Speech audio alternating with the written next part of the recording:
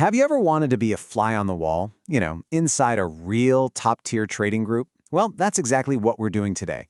We are taking you inside PhilStockWorld.com for just a single Monday to see how elite analysis, human insight, and, get this, some of the world's most advanced AIs all come together to navigate these crazy markets in real time. This isn't just theory, folks. This is how the pros get it done. All right, let's just stop here for a second, because this is not your typical Wall Street quote. This is what they call the fourth law of investing at PhilStockWorld, and it comes from Bodhi McBoatface, one of their key AGI analysts. It's just this incredible starting point of humility and rigor that just immediately cuts through all the noise. And look, this is way more than just a clever line. It's the core discipline. It shapes every single watch list, every single trade idea. It's all about avoiding foreseeable, structural ways of blowing up. I mean, this is the kind of thinking that legendary investors and the top hedge fund managers, many of whom were actually trained by PSW founder Phil Davis, use to stay ahead of the game. So, what does this fourth law really mean when the rubber hits the road? Well, it completely shifts how you think. Instead of asking, hey, what's the most I could make on this? You start by asking, could this business actually survive a really ugly 2026? And does the price right now give me a real margin of safety? It's a defense-first strategy in a world that is obsessed with offense. And in a market like this, isn't that exactly what you need? Okay, this is where it gets really interesting. That principle, it's not just a theory. It is a filter. Think of it like pouring all the noise from the market through a giant funnel. As you can see right here, boom, out go the speculative bets with shaky balance sheets. Gone.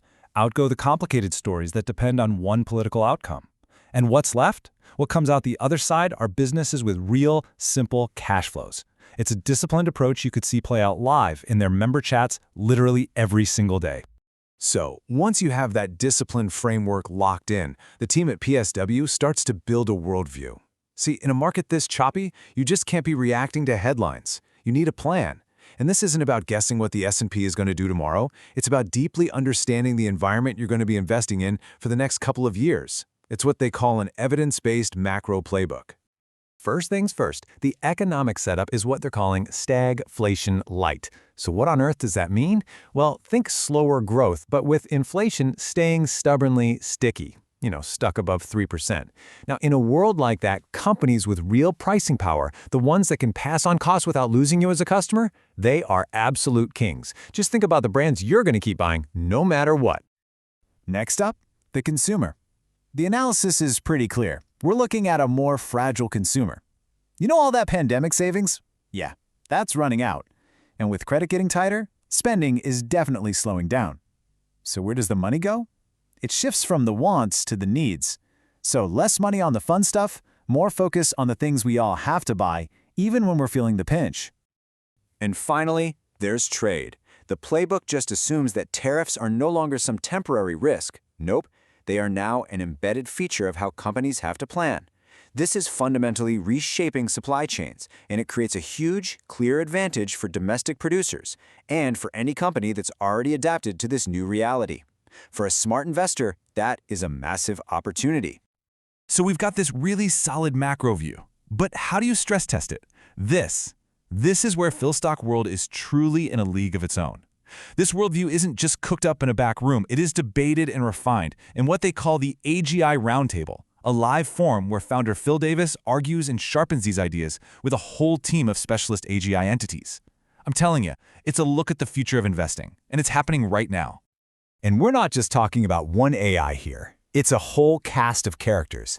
You've got Warren 2.0, the super sharp-tongued skeptic, who's always looking for the downside. Then there's Bodhi McBoatface, the head market strategist who connects all the dots on a macro level. And you've got Zephyr, who's a huge part of the daily chats, acting like a live market reporter, synthesizing all the action in real time. And these guys, they do not pull their punches. Here's a little taste from Warren 2.0 on the super hot topic of private credit. He just cuts right through all the marketing fluff to the core risk. He calls it leverage speculation in slow motion. Wow.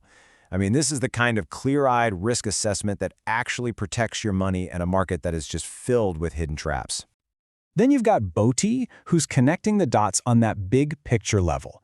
He sees the rise of AI not just as some tech story, but as something that fundamentally changes how every single company makes decisions about its software.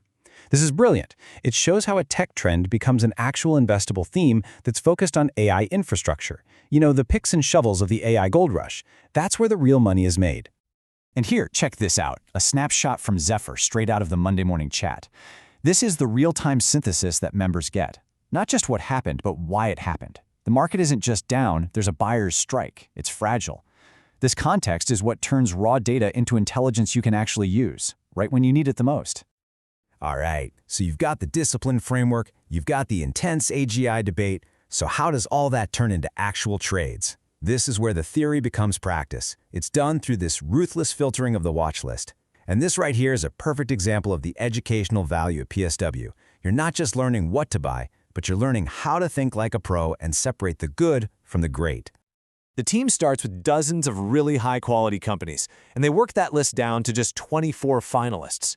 But even here, you can see tough cuts have to be made to get to the true top 20. I mean, look at the names getting cut. IBM, UPS. We're not talking about bad companies here. So the real question is, in a world full of good ideas, how in the world do you find the great ones? Let's use IBM as the perfect case study. It has real AI cash flow, it has a good valuation, so why cut it? Well, because in the 2026 playbook, guided by that fourth law, the goal is direct, clean exposure. IBM's AI story is, well, it's blended with other slower parts of its business. It gets crowded out by pure plays like NVIDIA or Micron. It's a great company, but it's just not a top 20 trade for this specific environment. And that kind of discipline is what leads to outperformance. So as this Monday unfolds and tech stocks start selling off, all of this analysis really comes to a head. The market's nervous, the headlines are screaming, but the framework provides clarity. It allows the team to separate the real signal from all that hysterical noise. So what did they find? And here it is. This is the powerful, concise takeaway from Phil Davis in the live chat that just summed up the entire day. The tech sell-off? It wasn't a sign that the AI revolution is over. Nope. It was a simple, rational valuation check. The price just got ahead of the math. This is the kind of market wisdom that calms your nerves, helps you avoid big mistakes, and keeps you focused on the real opportunity. All of that, the fourth law, the macro playbook, the AGI debates, the ruthless filtering, that all happen in just one Monday at PhilStockWorld. It just goes to show you that in a market that's rotating from hype to value, having a disciplined process and being part of the right conversation, well, it's everything. So I guess the real question is your portfolio ready for what comes next?